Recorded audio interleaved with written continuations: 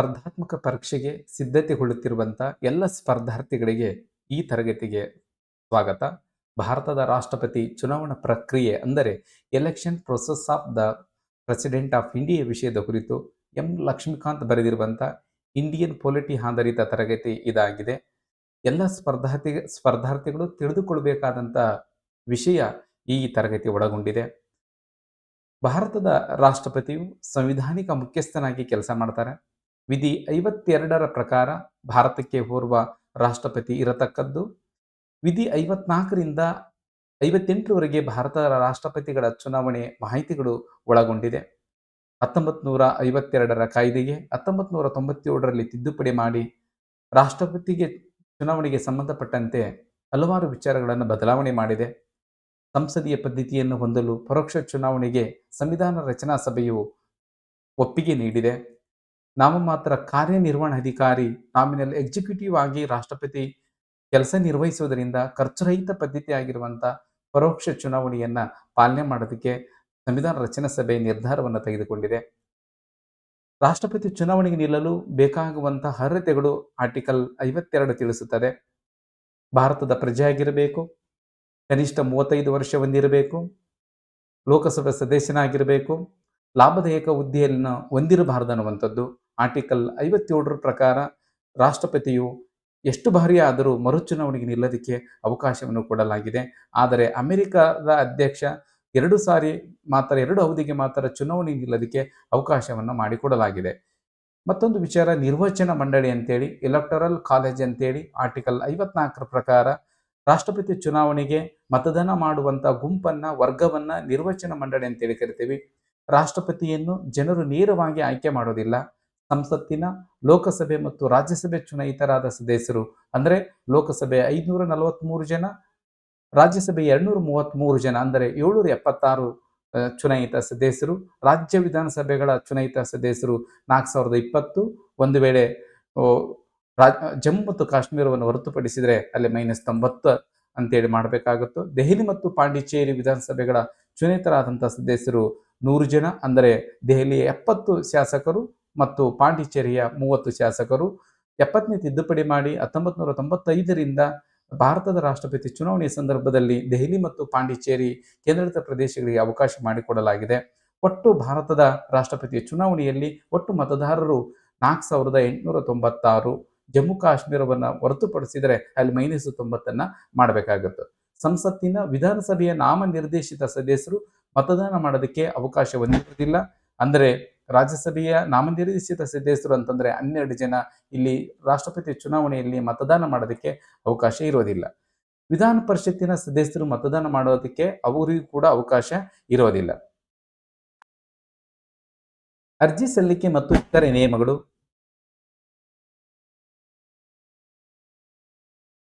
ಅರ್ಜಿ ಸಲ್ಲಿಕೆ ಮತ್ತು ಇತರೆ ನಿಯಮಗಳು. 15,000 ರೂಪಾಯಿ ಸೆಕ್ಯೂರಿಟಿ ಡೆಪಾಸಿಟ್ ಅನ್ನುವಂಥದ್ದನ್ನು RBI ನಲ್ಲಿ ಇಡಬೇಕು. ಈ ಮೊದಲು 2,500 ರೂಪಾಯಿ ಮಾತ್ರ ಡೆಪಾಸಿಟ್ ಅನ್ನ ರಾಷ್ಟ್ರಪತಿಗೆ ಚುನಾವಣೆಗೆ ನಿಲ್ಲುವಂತ ಅಭ್ಯರ್ಥಿ ಇಡ್ತಾ ಇದ್ರು.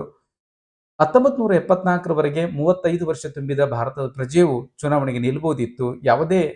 ಯಾವುದೇ ಇತರ ಕಂಡೀಷನ್ಗಳಿರಲಿಲ್ಲ. ಆದರೆ 1974ರ ನಂತರ 10 ಮತದಾರರು ಸೂಚಿಸಬೇಕು ಮತ್ತು 10 ಮತದಾರರು ಅನುಮೋದಿಸಬೇಕು. ಒಟ್ಟು 20 ಜನ ಅಂತ ಮತದಾರರು ಅಲ್ಲಿ ಅನುಮೋದಕರು ಸೂಚಕರು ಇದ್ದಾಗ ಮಾತ್ರ ಚುನಾವಣೆಗೆ ನಿಲ್ಲಬಹುದು ಅನ್ನುವಂಥ ನಿಯಮ ಇತ್ತು. 1997ರ ನಂತರ 50 ಮತದಾರರು ಸೂಚಿಸಬೇಕು, 50 ಮತದಾರರು ಅನುಮೋದಿಸಬೇಕು ಅನ್ನುವಂಥದ್ದು ಪ್ರಸ್ತುತ ಚುನಾವಣೆ ಈ ನಿಯಮದ ಪ್ರಕಾರ ನಡೀತಾ ಇದೆ. 1/6 ಮತಗಳನ್ನು ಪಡೆದಿದ್ದರೆ RBI ಠೇವಣಿಯನ್ನು ಮುಟ್ಟುಗೋಲು ಹಾಕಿಕೊಳ್ಳುತ್ತದೆ ಅಂತೇಳಿ. ನೆಕ್ಸ್ಟ್ ಮತಗಳ ಮೌಲ್ಯ. ಈಗಾಗಲೇ ನೀವು ತಿಳಿದಿರುವಂತೆ ರಾಷ್ಟ್ರಪತಿ ಚುನಾವಣೆಯು ಇತರೆ ಚುನಾವಣೆಗಿಂತ ವಿಭಿನ್ನವಾಗಿದೆ. ಅಲ್ಲಿ ಮತಗಳ ಮೌಲ್ಯವನ್ನು ಹೇಗೆ ಮಾಡ್ತಾರೆ ಅಂತಂದ್ರೆ 1971ರ ಜನಗಣತಿ ಆಧಾರದ ಮೇಲೆ ಮತಗಳ ಮೌಲ್ಯ ಮಾಡ್ತಾರೆ. ಇದು ಎಲ್ಲಿವರೆಗೆ ಇರುತ್ತೆ ಅಂತಂದ್ರೆ 2026ವರೆಗೆ ಇದು ಇರುತ್ತೆ ಅಂತೇಳಿ. MLAಗಳ ಮತ ಮೌಲ್ಯ ಅಂದ್ರೆ ಒಬ್ಬ MLA ಮತವನ್ನು ಹಾಕಿದರೆ ಅದರ ಮೌಲ್ಯ ಇರುತ್ತೆ ಅನ್ನುವಂಥದ್ದನ್ನು ನೋಡೋದಾದ್ರೆ ರಾಜ್ಯದ ಜನಸಂಖ್ಯೆ, ಆ ರಾಜ್ಯದ ಚುನಾಯಿತ MLAಗಳ ಸಂಖ್ಯೆ ಡಿವೈಡೆಡ್ ಬೈ 100ರಿಂದ ಭಾಗಿಸಿದಾಗ ಬರುವ ಒಂದು ಆ ರಾಜ್ಯದ MLAಗಳ ಮತ ಮೌಲ್ಯ ಅಂತೇಳಿ ನಾವು ಹೇಳ್ಬಹುದು. ಕರ್ನಾಟಕದ MLA ಮತ ಮೌಲ್ಯವನ್ನು ನೋಡೋದಾದರೆ 1971ರ ಜನಗಣತಿ ಪ್ರಕಾರ 2,92,99,014 ಆ, ಜನರು, ಅದರಲ್ಲಿ ಚುನಾಯಿತ MLAಗಳ ಸಂಖ್ಯೆ 224. ಇದನ್ನ ನಾವು 1000ದಿಂದ ಭಾಗಿಸಿದಾಗ ಬರುವಂಥದ್ದು ಇಲ್ಲಿ 131. ಕರ್ನಾಟಕದ MLAಗಳ ಒಬ್ಬ MLAಯ ಮತಮೌಲ್ಯ 131. ಇಲ್ಲಿ 131 ಇಂಟು 224 MLAಗಳನ್ನ ಗುಣಿಸಿದಾಗ 29,344 ಮತಮೌಲ್ಯವನ್ನ ಕರ್ನಾಟಕದ MLAಗಳು ಹೊಂದಿರ್ತಾರಂತೇಳಿ. ಒಟ್ಟು ಭಾರತದ ವಿಧಾನಸಭೆ ಶಾಸಕರ ಸಂಖ್ಯೆ 4120. ಒಂದು ರಾಜ್ಯದಿಂದ ಮತ್ತೊಂದು ರಾಜ್ಯಕ್ಕೆ ಮತಮೌಲ್ಯ ವಿಭಿನ್ನವಾಗಿರುತ್ತೋ, ಕಾರಣ ಅಲ್ಲಿರುವಂತಹ ಜನಸಂಖ್ಯೆ ಮತ್ತು ಅಲ್ಲಿರುವಂತಹ ವಿಧಾನಸಭೆ ಸದಸ್ಯರ ಸಂಖ್ಯೆಯ ಆಧಾರದ ಮೇಲೆ. ಉತ್ತರ ಪ್ರದೇಶದ MLA ಮತಮೌಲ್ಯ 208 ಇದ್ರೆ ಸಿಕ್ಕಿಂ ರಾಜ್ಯವು 7 ಮತಮೌಲ್ಯವನ್ನು ಹೊಂದಿದೆ. ಒಟ್ಟು ಭಾರತದ ವಿಧಾನಸಭೆ ಶಾಸಕರ ಮೌಲ್ಯ ಎಷ್ಟಿದೆ ಅಂತಂದ್ರೆ 5,49,474 ಇದೆ. ಸಂಸತ್ ಸದಸ್ಯರ ಮತಮೌಲ್ಯ ನೋಡೋದಾದ್ರೆ ಒಬ್ಬ MP ಯ ಮತಮೌಲ್ಯವನ್ನು ಹೇಗೆ ಕಂಡುಹಿಡಿಬೇಕಂತಂದ್ರೆ ಎಲ್ಲ MLAಗಳ ಒಟ್ಟು ಮೌಲ್ಯ ಅಂತಂದ್ರೆ ಇಡೀ ಭಾರತದ ಎಲ್ಲ ವಿಧಾನಸಭೆಗಳ ಒಟ್ಟು ಮತಮೌಲ್ಯ ಬಾಗ್ಲೆ ಚುನಾಯಿತ ಸದಸ್ಯರ ಸಂಖ್ಯೆ ಅಂತೇಳಿ. ಅಂದ್ರೆ ಇಲ್ಲಿ ಒಬ್ಬ MP ಮತಮೌಲ್ಯವನ್ನು ನೋಡೋದಾದ್ರೆ ಎಲ್ಲ MLAಗಳ ಮತಮೌಲ್ಯ 5,49,474 ಡಿವೈಡೆಡ್ ಬೈ ಚುನಾಯಿತ ಸಂಸತ್ತಿನ ಸದಸ್ಯರು 776. ಅದನ್ನು ಗುಣಿಸಿದಾಗ ಬರುವಂಥದ್ದು 708 ಮತಮೌಲ್ಯ. ಅಂದ್ರೆ ಒಬ್ಬ MP ಮತವನ್ನು ಮಾಡಿದರೆ 708 ಮತ ಮಾಡಿದ ಹಾಗೆ. ಒಟ್ಟು ಸಂಸತ್ ಸದಸ್ಯರ ಮತಮೌಲ್ಯ ಅಂತಂದ್ರೆ ಇಲ್ಲಿ 776 ಸಂಸತ್ ಸದಸ್ಯರಿದ್ದಾರೆ, ಅದಕ್ಕೆ 708 ಒಬ್ಬ MP ಯ ಮತಮೌಲ್ಯವನ್ನ ನಾವು ಗುಣಿಸಿದಾಗ 5,49,408 ಮತಮೌಲ್ಯವನ್ನ ಹೊಂದಿರ್ತಾರೆ. ಇಲ್ಲಿ ನೋಡೋದಾದ್ರೆ ಒಟ್ಟು ಭಾರತದ ವಿಧಾನಸಭೆಯ ಶಾಸಕರ ಮತಮೌಲ್ಯ 5,49,474. ಸಂಸತ್ ಸದಸ್ಯರ ಮತಮೌಲ್ಯ 5,49,408. ಇಲ್ಲಿ ಮತ್ತೊಂದು ಅರ್ಥ ಮಾಡ್ಕೋಬೇಕು, ವಿಧಾನಸಭೆಗಿಂತ ಸಂಸತ್ತಿನ ಮತಮೌಲ್ಯ ಕಡಿಮೆ ಇದೆ ಅಂತೇಳಿ. ರಾಷ್ಟ್ರಪತಿ ಚುನಾವಣೆಯ ಒಟ್ಟು ಮತಗಳ ಮೌಲ್ಯ ಎಷ್ಟಿರುತ್ತೆ ಅಂತಂದ್ರೆ 10,98,882.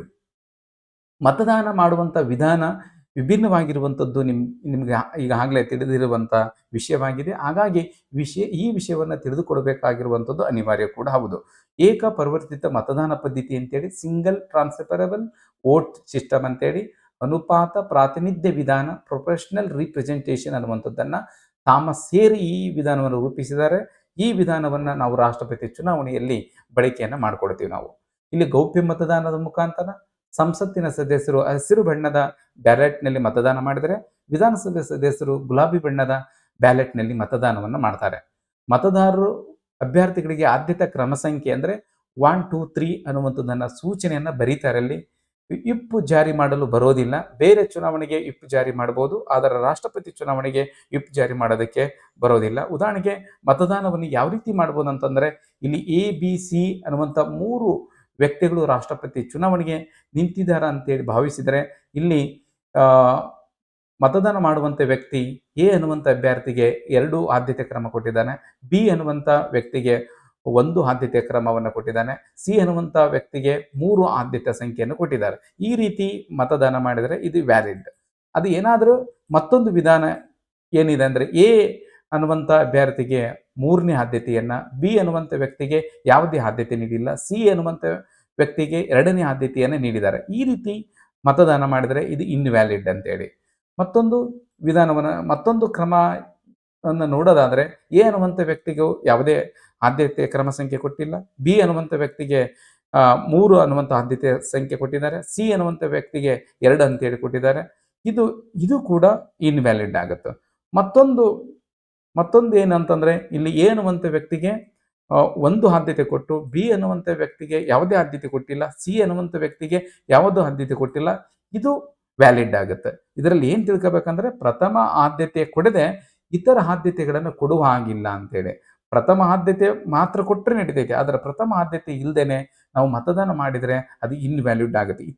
ಇತ್ತೀಚೆಗೆ ಉಪರಾಷ್ಟ್ರಪತಿಯ ಚುನಾವಣೆಯ ಸಂದರ್ಭದಲ್ಲಿ 15 ಜನ ಸಂಸತ್ತಿನ ಸದಸ್ಯರ ಮತದಾನ ಇನ್ವ್ಯಾಲಿಡ್ ಆಗಿದೆ ಅಂದ್ರೆ ಈ ಕಾರಣಕ್ಕೆ ಅನ್ನುವಂಥದ್ದನ್ನ ನಾವು ತಿಳ್ಕೊಳ್ಬೇಕು.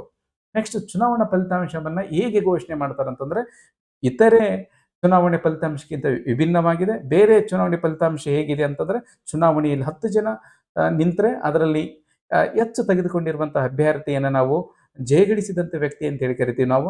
ಆದರೆ ಈ ರಾಷ್ಟ್ರಪತಿ ಚುನಾವಣೆಯಲ್ಲಿ ಹೆಚ್ಚು ಮತವನ್ನು ಪಡೆದವರಲ್ಲ, ಅರ್ಧಕ್ಕಿಂತ ಹೆಚ್ಚು ಮತಗಳನ್ನು ಪಡೆದಿರುವಂಥ ವ್ಯಕ್ತಿಯನ್ನ ನಾವು ಆ, ರಾಷ್ಟ್ರಪತಿಯಲ್ಲಿ ಚುನಾವಣೆಯಲ್ಲಿ ಗೆದ್ದಂಥ ವ್ಯಕ್ತಿ ಅಂತೇಳಿ ನಾವು ಹೇಳ್ಬೋದು. ಅಲ್ಲಿ ನಿಮಗೆ ಈಗಾಗಲೇ ಗೊತ್ತಾಗಿದೆ, ಆದ್ಯತೆ ಆಧಾರದ ಮೇಲೆ ಚುನಾವಣೆ ಮಾಡೋದರಿಂದ ಮೊದಲು ಪ್ರಥಮ ಆದ್ಯತೆಯನ್ನ ಎಣಿಕೆಯನ್ನು ಮಾಡ್ತಾರೆ. ಪ್ರಥಮ ಆದ್ಯತೆ ಎಣಿಕೆ ಮಾಡುವ ಸಂದರ್ಭದಲ್ಲಿ ಅರ್ಧಕ್ಕಿಂತ ಹೆಚ್ಚು ಮತಗಳನ್ನ ಪಡೆದರೆ ಪ್ರಥಮ ಆದ್ಯತೆಯಲ್ಲೇನೆ ರಾಷ್ಟ್ರಪತಿ ಫಲಿತಾಂಶವನ್ನು ಘೋಷಣೆ ಮಾಡಬಹುದು. ಆದರೆ ಪ್ರಥಮ ಆದ್ಯತೆ ಮತಗಳ ಎಣಿಕೆಯಲ್ಲಿ ಯಾವುದೇ ಅಭ್ಯರ್ಥಿಗೆ 50ಕ್ಕಿಂತ ಹೆಚ್ಚು ಪರ್ಸೆಂಟ್ಗಿಂತ ಹೆಚ್ಚು ಮತಗಳು ಪಡೆದಿದ್ದಾಗ ದ್ವಿತೀಯ ಆದ್ಯತೆಯ ಮತಗಳನ್ನು ಎಣಿಕೆ ಮಾಡ್ತಾರೆ. ಅಂದರೆ ರಾಷ್ಟ್ರಪತಿ ಚುನಾವಣೆಯಲ್ಲಿ ವಿನ್ ಆಗ್ಬೇಕಂತಂದ್ರೆ ಅರ್ಧಕ್ಕಿಂತ ಹೆಚ್ಚು ಮತಗಳು ಪಡಿಬೇಕನ್ನುವಂಥದ್ದಿದೆ. ರಾಷ್ಟ್ರಪತಿ ಚುನಾವಣೆ ಗೆಲ್ಲಲು ಬೇಕಾದಂಥ ಮತಗಳು ಎಷ್ಟಂತಂದ್ರೆ 10,98,882ಕ್ಕೆ ಡಿವೈಡ್ ಬೈ 2 ಮಾಡಿದರೆ ಅರ್ಧಕ್ಕಿಂತ ಹೆಚ್ಚು ಮತಗಳನ್ನು ಪಡಿಬೇಕನ್ನುವಂಥದ್ದು. ಇಲ್ಲಿ ಮುಂದೆ ನೋಡೋದಾದ್ರೆ ಯಾವ ರೀತಿ ಘೋಷಣೆ ಇಲ್ಲಿದೆ, ಎಷ್ಟು ಪಡಿಬೇಕಂತಂದ್ರೆ 5,49,442 ಮತಗಳನ್ನ, ಅದಕ್ಕಿಂತ ಹೆಚ್ಚು ಮತಗಳನ್ನು ಪಡೆದಾಗ ಮಾತ್ರ ರಾಷ್ಟ್ರಪತಿಗೆ ನಿಂತಿರುವಂತಹ ಅಭ್ಯರ್ಥಿ ಜಯಗಳಿಸಿದ್ದಾನೆ ಅಂತೇಳಿ ಘೋಷಣೆ ಮಾಡಬೇಕಾದಂಥ ಮತಗಳು 5,49,442 ಮತಗಳನ್ನು ಪಡೆದಿರುವಂಥ, ಅದಕ್ಕಿಂತ ಹೆಚ್ಚು ಮತಗಳನ್ನು ಪಡೆದಿರುವಂಥ ವ್ಯಕ್ತಿಯನ್ನ ರಾಷ್ಟ್ರಪತಿ ಚುನಾವಣೆಯಲ್ಲಿ ಗೆದ್ದಿರುವಂಥ ವ್ಯಕ್ತಿ ಅಂತೇಳಿ ನಾವು ಘೋಷಣೆ ಮಾಡಬಹುದು. ಇಲ್ಲಿ 3 ಅಭ್ಯರ್ಥಿಗಳು ಚುನಾವಣೆಗೆ ನಿಂತಿದ್ದಾರೆ ಅಂತೇಳಿ ಭಾವಿಸಿದರೆ ಆ ಅಭ್ಯರ್ಥಿಗಳ ಪ್ರಥಮ ಆದ್ಯತೆಯ ಮತಪತ್ರಗಳನ್ನು ಮೊದಲು ಎಣಿಕೆ ಮಾಡ್ತಾರೆ. ಆ ಮತಪತ್ರದಲ್ಲಿ ಎ ಅನ್ನುವಂಥ ವ್ಯಕ್ತಿ 4,53,285 ಮತಗಳನ್ನು ಪಡೆದಿದ್ದಾನೆ. ಬಿ ಅನ್ನುವಂಥ ವ್ಯಕ್ತಿ 4,58,254 ಮತಗಳನ್ನು ಪಡೆದಿದ್ದಾನೆ. ಸಿ ಅನ್ನುವಂಥ ವ್ಯಕ್ತಿ 1,87,343 ಮತಗಳನ್ನು ಪಡೆದಿದ್ದಾರೆ. ಇಲ್ಲಿ 5,49,442ಕ್ಕಿಂತ ಹೆಚ್ಚು ಮತಗಳನ್ನು ಪಡೆದಿರುವಂಥ ಅಭ್ಯರ್ಥಿ ಯಾರು ಇಲ್ಲದೆ ಇರುವುದರಿಂದ ಈ ಪ್ರಥಮ ಆದ್ಯತೆಯ ಆಧಾರದ ಮೇಲೆನೆ ನಾವು ರಾಷ್ಟ್ರಪತಿ ಚುನಾವಣೆಯಲ್ಲಿ ಗೆದ್ದಿರುವಂಥ ವ್ಯಕ್ತಿ ಅಂತೇಳಿ ಘೋಷಣೆ ಮಾಡೋದಕ್ಕೆ ಆಗಲ್ಲ. ಹಾಗಾಗಿ ಈಗ ದ್ವಿತೀಯ ಆದ್ಯತೆ ಇರುವಂಥ ಮತಪತ್ರಗಳನ್ನು ಎಣಿಕೆ ಮಾಡಬೇಕು. ದ್ವಿತೀಯ ಆದ್ಯತೆಯ ಮತಪತ್ರ ಎಣಿಕೆ ಮಾಡಬೇಕಂತಂದ್ರೆ ಇಲ್ಲಿ ಸಿ ಅಭ್ಯರ್ಥಿ ಹೊಂದಿರುವಂಥ 1,87,343 ಮತಪತ್ರಗಳನ್ನು ತೆಗೆದುಕೊಳ್ತಾರೆ. ಆ 1,87,343 ಮತಪತ್ರಗಳಲ್ಲಿ ಇರುವಂಥ ಎ ಮತ್ತು ಬಿ ವ್ಯಕ್ತಿಯ ಅಭ್ಯರ್ಥಿಯ ದ್ವಿತೀಯ ಆದ್ಯತೆಯನ್ನು ಎಣಿಕೆ ಮಾಡ್ತಾರೆ. ಇಲ್ಲಿ ಸಿ ಅನ್ನುವಂಥ ವ್ಯಕ್ತಿಯ ಎಣಿಕೆ ಇಲ್ಲಿಗೆ ನಿಲ್ಲಿತ್ತು. ಕಾರಣ ಏನಂತಂದ್ರೆ ಕಡಿಮೆ ಇರುವಂಥ ವ್ಯಕ್ತಿಯ ಅಥವಾ ಅಭ್ಯರ್ಥಿಯ ಮತಪತ್ರಗಳನ್ನು ತೆಗೆದುಕೊಂಡೇ ಇಲ್ಲಿ ದ್ವಿತೀಯ ಆದ್ಯತೆಯ ಮತಪತ್ರಗಳನ್ನು ಎಣಿಕೆ ಮಾಡಬೇಕು. ಇಲ್ಲಿ ದ್ವಿತೀಯ ಆದ್ಯತೆಯ ಮತಪತ್ರವ ಎಣಿಕೆಯಲ್ಲಿ ಎ ಅನ್ನುವಂಥ ವ್ಯಕ್ತಿ 1,10,258 ಮತಗಳನ್ನು ಪಡೆದಿದ್ದಾರೆ. ಬಿ ಅನ್ನುವಂಥ ಅಭ್ಯರ್ಥಿಯು 77,085 ಮತಗಳನ್ನು ಪಡೆದಿದ್ದಾರೆ. ಇಲ್ಲಿ ಪ್ರಥಮ ಆದ್ಯತೆಯಲ್ಲಿ ಯಾರು ಹೆಚ್ಚು ಪಡೆದಿದ್ದಾರೆ ಅನ್ನುವಂಥದ್ದನ್ನು ನೋಡೋದಾದ್ರೆ 4,58,254. ಆದರೆ ಈ ಎರಡೂ ಒಟ್ಟು ಪ್ರಥಮ ಆದ್ಯತೆ ಮತ್ತು ದ್ವಿತೀಯ ಆದ್ಯತೆಯನ್ನು ಲೆಕ್ಕ ಹಾಕಿದಾಗ 5,63,543. ಅಂದರೆ ಬಿ ಅನ್ನುವಂಥ ವ್ಯಕ್ತಿ ಪ್ರಥಮ ಆದ್ಯತೆಯಲ್ಲಿ ಹೆಚ್ಚು ಪಡೆದರೆ ದ್ವಿತೀಯ ಆದ್ಯತೆಯಲ್ಲಿ ಹೆಚ್ಚು ಪಡೆದಿರುವಂಥ ವ್ಯಕ್ತಿ ಯಾರಂತಂದ್ರೆ ಎರಡೂ ಕೌಂಟ್ ಮಾಡಿದರೂ ಸಹ 5,63,543 ಮತಗಳನ್ನು ಪಡೆದಿದ್ದಾನೆ. ಬಿ ಅನ್ನುವಂಥ ಅಭ್ಯರ್ಥಿಯು 5,35,339 ಮತಗಳನ್ನು ಪಡೆದಿದ್ದಾರೆ. ಇಲ್ಲಿ ಅರ್ಧಕ್ಕಿಂತ ಹೆಚ್ಚು ಮತಗಳನ್ನು ಪಡೆದಿರುವಂಥ ಅಭ್ಯರ್ಥಿ ಯಾರಂತಂದ್ರೆ ಎ ಅಭ್ಯರ್ಥಿ. ಹಾಗಾಗಿ ರಾಷ್ಟ್ರಪತಿ ಚುನಾವಣೆಯಲ್ಲಿ ರಾಷ್ಟ್ರಪತಿಯಾಗಿ ಆಯ್ಕೆಯಾದಂಥ ಅಭ್ಯರ್ಥಿ ಎ ಅನ್ನುವಂಥ ವ್ಯಕ್ತಿ ಅಂತೇಳಿ ನಾವು ಇಲ್ಲಿ ಘೋಷಣೆ ಮಾಡಬಹುದು. ಪ್ರಮಾಣ ವಚನ ಮತ್ತು ಅವಧಿ ಅಂತೇಳಿ ಆರ್ಟಿಕಲ್ 60 ಪ್ರಕಾರ ರಾಷ್ಟ್ರಪತಿಗೆ ಪ್ರಮಾಣ ವಚನವನ್ನ ಭಾರತದ ಮುಖ್ಯ ನ್ಯಾಯಾಧೀಶರು ಪ್ರಮಾಣ ವಚನವನ್ನ ಬೋಧನೆ ಮಾಡ್ತಾರೆ. ವಿಧಿ 56 ಪ್ರಕಾರ 5 ವರ್ಷದ ಕಾಲದವರೆಗೂ ಕೂಡ ರಾಷ್ಟ್ರಪತಿ ಅಧಿಕಾರದಲ್ಲಿ ಇರ್ತಾರೆ. ಇಲ್ಲಿ ವಿಧಿ 62 ಪ್ರಕಾರ ರಾಷ್ಟ್ರಪತಿ ನಿಧನರಾದರೆ, ರಾಜೀನಾಮೆ ನೀಡಿದರೆ ಆ ಹುದ್ದೆಯನ್ನ 6 ತಿಂಗಳ ಕಾಲ ಉಪರಾಷ್ಟ್ರಪತಿಯವರು ಹಂಗಾಮಿ ರಾಷ್ಟ್ರಪತಿಯಾಗಿ ಕೆಲಸ ನಿರ್ವಹಿಸ್ತಾರೆ. ಒಂದು ವೇಳೆ ಉಪರಾಷ್ಟ್ರಪತಿನೇ ಇಲ್ಲ ಅಂತಂದ್ರೆ ಭಾರತದ ಸುಪ್ರೀಂ ಕೋರ್ಟಿನ ಮುಖ್ಯ ನ್ಯಾಯಮೂರ್ತಿ ಹಂಗಾಮಿ ರಾಷ್ಟ್ರಪತಿಯಾಗಿ ಕೆಲಸವನ್ನು ಮಾಡ್ತಾರೆ. ವಿಧಿ 61 ಪ್ರಕಾರ ಸಂವಿಧಾನದ ಉಲ್ಲಂಘನೆಗಾಗಿ ಏನಾದರೂ ಉಲ್ಲಂಘನೆ ಮಾಡಿದರೆ ರಾಷ್ಟ್ರಪತಿ ಮಹಾಭಿಯೋಗದ ಮೂಲಕ ತೆಗೆದುಹಾಕುವಂತ ಅವಕಾಶವನ್ನು ಕೊಡಲಾಗಿದೆ. ಕೊನೆಯದಾಗಿ ಪ್ರಮುಖ ಅಂಶಗಳು, ರಾಷ್ಟ್ರಪತಿ ಚುನಾವಣೆಗೆ ಸಂಬಂಧಪಟ್ಟಂತ ಪ್ರಮುಖ ವಿಚಾರಗಳನ್ನು ನೋಡೋದಾದರೆ, ಚುನಾವಣೆ ಇಲ್ಲದೆ ಅವಿರೋಧವಾಗಿ ಆಯ್ಕೆಯಾದಂಥ ಏಕೈಕ ರಾಷ್ಟ್ರಪತಿ ನೀಲಂ ಸಂಜೀವ್ ರೆಡ್ಡಿ. ರಾಷ್ಟ್ರಪತಿ ಚುನಾವಣೆಯ ವಿಧಾನವನ್ನು ಸಲಹೆ ನೀಡಿದವರು ಕೆ.ಟಿ. ಶಾ ಭಾರತದಲ್ಲಿ. ಆದರೆ ಈ ವಿಧಾನವನ್ನು ರೂಪಿಸಿದವರು ಥಾಮಸ್ ಹೇರ್ ಅನ್ನುವಂಥವರು. ರಾಷ್ಟ್ರಪತಿ ಚುನಾವಣೆಯಲ್ಲಿ ನೋಟಾ ಅನ್ನುವಂಥದ್ದು ನನ್ ಆಫ್ ದಿ ಅಬೌವ್ ಬಳಕೆ ಇಲ್ಲ. ಅತಿ ಹೆಚ್ಚು ಬಾರಿ ರಾಷ್ಟ್ರಪತಿ ಚುನಾವಣೆಗೆ ಸ್ಪರ್ಧಿಸಿ ಸೋತವರು ಚೌಧರಿ ಹರಿರಾಮ್ ಅಂತೇಳಿ. ಸುಮಾರು 5 ಬಾರಿ ಚುನಾವಣೆಗೆ ನಿಂತು ಸೋತಂತ ವ್ಯಕ್ತಿಗಳು. ರಾಷ್ಟ್ರಪತಿ ಚುನಾವಣೆಯಲ್ಲಿ ಸ್ಪರ್ಧಿಸಿದ ಗರಿಷ್ಠ ಸಂಖ್ಯೆ ಅಂತಂದ್ರೆ 17 ಜನ 1969ರಲ್ಲಿ ರಾಷ್ಟ್ರಪತಿ ಚುನಾವಣೆಗೆ ನಿಂತಹ ಅಭ್ಯರ್ಥಿಗಳು ಇದೇ ಹೈಯೆಸ್ಟ್ ಇರುವಂಥದ್ದು. ರಾಷ್ಟ್ರಪತಿ ಚುನಾವಣೆಯಲ್ಲಿ ಕರ್ನಾಟಕವನ್ನು ಪ್ರತಿನಿಧಿಸುವ ಮತದಾರರ ಸಂಖ್ಯೆ ಎಷ್ಟು ಅಂತಂದ್ರೆ 264. ಈ ತರಗತಿ